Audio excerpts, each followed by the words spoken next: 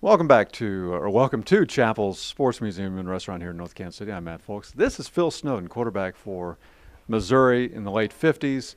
Had a good experience at Missouri, and here's what you're gonna need to do. Check out the book Conversations at Chappell's here this spring of 2012, and you can see more of the stories that Phil has. But Kansas City kid.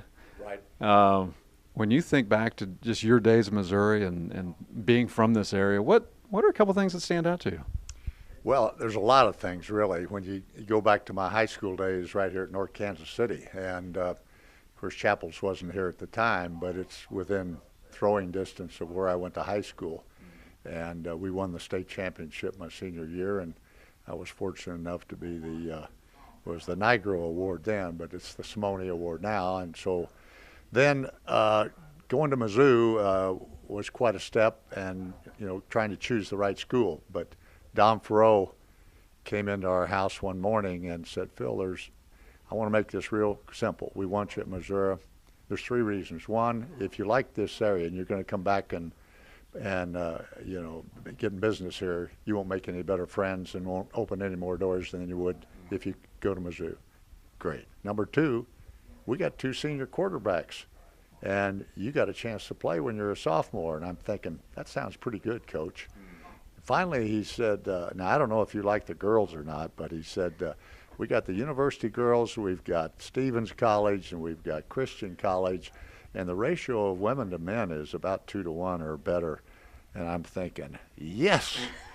So, and Farrow was not a great orator, but in three short reasons, he sold me. I was already going to Mizzou anyway, but he recruited me my sophomore year. We couldn't play our freshman year. You couldn't play till you were a sophomore. But then Frank Broyles was my sophomore coach.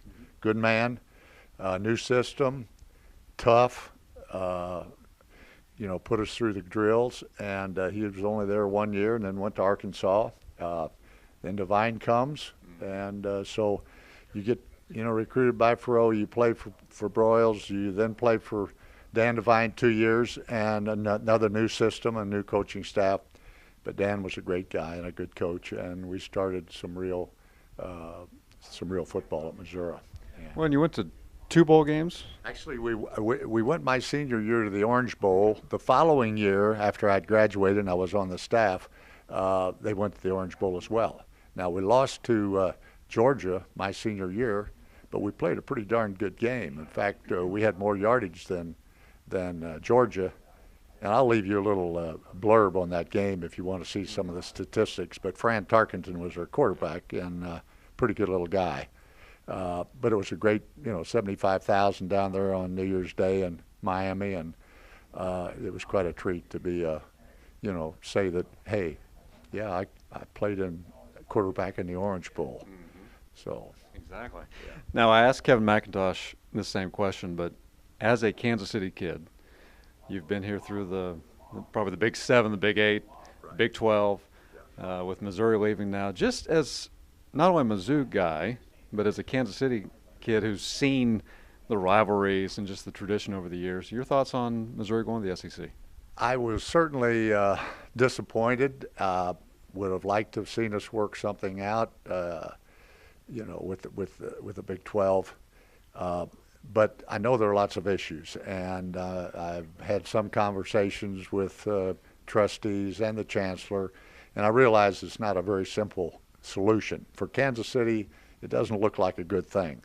On the other hand, I'm one of these people that says, hey, when a door closes, another one opens, and let's go to the SEC and show them what we're made of and make the best out of this situation. And I noticed the article yesterday about trying to preserve something for the Big 12 tournament, maybe the SEC tournament, at least get some basketball tournament here in Kansas City where Missouri is involved, and try to play some football games here, maybe one a year. I think it would be great for the area. So I guess that'd be my take on the SEC. Now, as I mentioned at the beginning, we're here at Chappell's, and you've known Jim for a number of years, and yet you still come back. And just short of the food, which is very good. Talk, if you would, especially for people who haven't been in here, Right. just this place as a sports museum. this has got to be one of the premier places in the whole country, and I think it's been recognized as one of the top 8 or 10 sports bars in the country. And the number of people that are shown on these walls or have plaques or helmets or footballs or whatever is incredible. And the who's who of sports has been here, and Jim's been a great supporter of sports. You know, it's something that you never get tired of coming back to. And when people come out of town on business like they do and I work with, I bring them in here to have lunch at Chappell's because of just the exciting things. And plus they've got a couple things up here that go back to my high school days and pennants that we were state champs and things of that nature, which really mean a lot. Now, have you brought anything for Jim? Is there any Phil Snowden stuff in here? Actually, there's a banner up here of our high school days where we were state champs, which I gave to Jim, and I also picked up an ABA basketball when I was representing. Actually, I was representing John Brown, a basketball player at Missouri, who finally signed with the Atlanta Hawks. But we were in San Antonio, and they gave us a couple of ABA basketballs, and I gave Jim one of those. Yeah. Very cool. He's Phil Snowden. I'm Matt Fulks. The book is Conversations at Chappell's, and if you want to see or hear more stories from guys like Phil and Nip Weisenfels, another former Missouri football player, check out the book. You can get it, I'm sure, through the Kansas City Star's website. Spring of 2012 is when it's coming out. But come down here to Chappell's as well and just see some pretty great memorabilia. Is there something more I could say to you at this point, or are we off the air at this point? We're still on. Okay. Is there anything you want to add? Yeah, I'd like to add one thing, which I think is kind of a neat story. My sophomore year, I had some shoulder problems. In the last 3 games, people were wondering if I could throw the ball. In fact, I probably couldn't throw it very well, and we had to play both ways back then. It wasn't a 2-platoon system. And after the season, Fro ran into Dr. Fogg Allen, who was the former coach of Kansas, and said, and Fogg said to him, you know, if you send that boy in, I think I know what's wrong with him. And Fro asked me, I said, yeah, I'd like to go out there and see him, because they'd sent me to all kinds of specialists. Nobody could figure out what was wrong. Mm-hmm. So I go out to Fogg Allen. The first day, he lays me down on this table. He was a great talker. I mean, he went immediately to the problem and solved it. But I probably made 25 or 30 trips to Lawrence, Kansas over the next 2 years, was treated by Fogg Allen. And, of course, Jack Mitchell, the coach at Kansas, was livid about it. Mm-hmm. But Fogg really kept me in business. And while I was there, and I've always regretted the fact that at that age, I'm 18, 19 years old, if I'd have had a recorder, he literally went through his life story. He'd almost do it chapter by chapter of the different teams and coaches and players he'd recruited, and Wilt and the Olympics and, you know, all the great players. I mean, it was a tremendous experience, and what a great guy. And you know, I'll never forget it. And then I think he wrote me a letter just before the Orange Bowl, congratulating us on getting ready to go to the Orange Bowl. So it was. And we'll get into that story more, but just for the record, yeah.